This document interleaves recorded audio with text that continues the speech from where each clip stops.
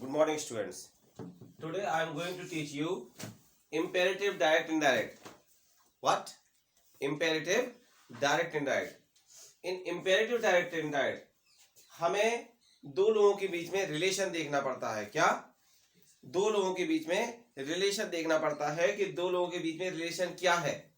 अगर बराबरी का है, अगर बराबरी का है, फ्रेंड का है, तो आप उसमें सजेस्टेड लगा दीजिए या ऑर्डर लगा सकते हैं, रिक्वेस्टेड लगा सकते हैं. क्लियर? अगर जैसे क्लियर है, दो दोस्त हैं, अगर आपको दिख रहा है कि एक बड़ा है एक छोटा है, दैट मीन्स एक मालिक है एक नौकर है, तो आपको उसमें ये देखना होगा कि मालिक नौकर से क्या कहेगा, ऑर्डर देगा.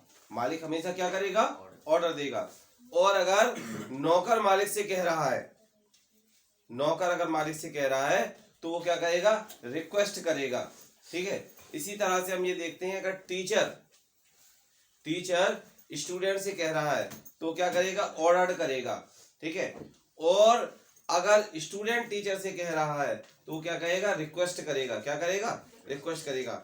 अगर मदर अपने चाइल्ड से कह रही है, अगर मदर अपने चाइल्ड से कह रही है तो क्या करेगी, ऑर्डर देगी. और अगर चाइल्ड अपनी मम्मी से कह रहा है कुछ भी तो क्या होगा, रिक्वेस्टेड होगा. तो इस तरह से हमें ये देखना होगा कि दो लोगों के बीच में कनेक्शन क्या है, रिलेशन क्या है. तो हम ये देखते हैं रिपोर्टेड स्पीच से हमें इस माध्यम से पता चलेगा कि इन दोनों के बीच में संबंध क्या है. तो हम ये देखते हैं, the teacher said to the student. अब यहाँ लिखा हुआ टीचर ने स्टूडेंट से कहा, तो क्लियर बात है कि ये टीचर जब कहेगा तो ऑर्डर ही देगा, रिक्वेस्ट तो करेगा नहीं. तो हम इसको क्या करेंगे, सबसे पहले क्या लिखें, the teacher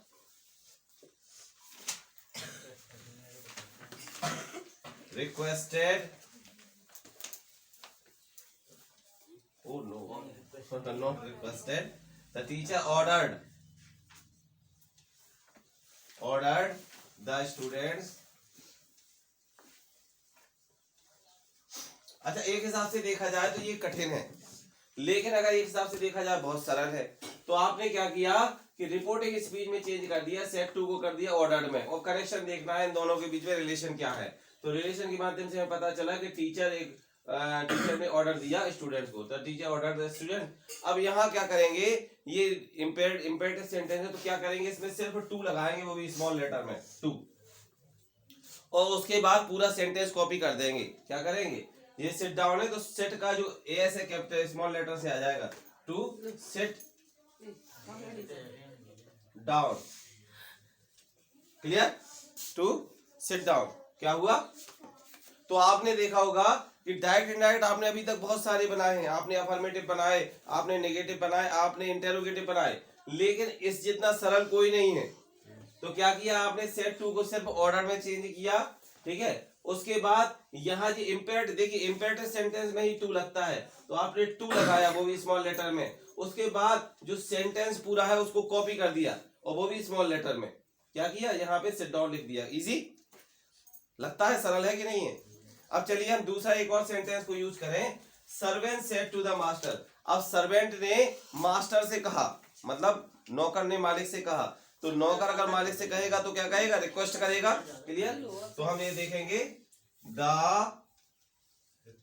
servant requested, REQUESTED, requested master.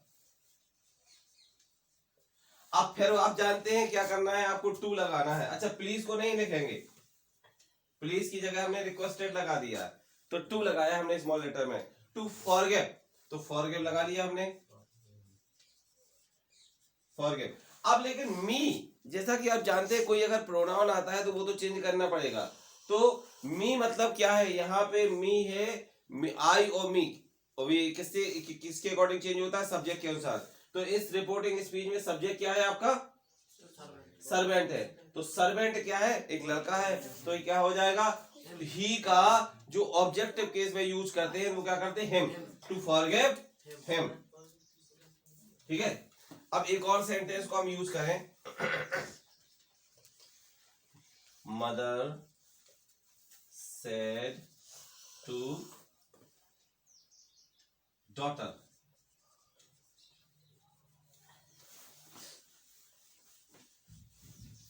Daughter गो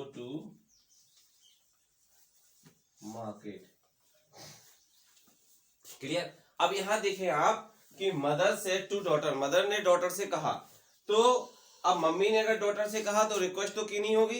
हालांकि आजकल बच्चे काम नहीं करते तो कुछ मदर कह देती हैं रिक्वेस्ट करती, लेकिन रिक्वेस्ट नहीं होगा, यहाँ सीधा ऑर्डर होगा। मम्मी बच्ची से कहेंगी, ऑर्डर देंगी, तो मदर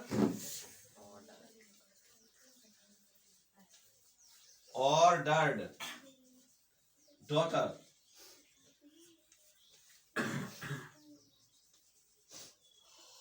डॉटर। और जैसा कि आप जानते हैं इम्पेरेटिव सेंटेंस बनाने के लिए बड़ा ही सरल प्रक्रिया है। इसमें हमने क्या किया, टू लगाया,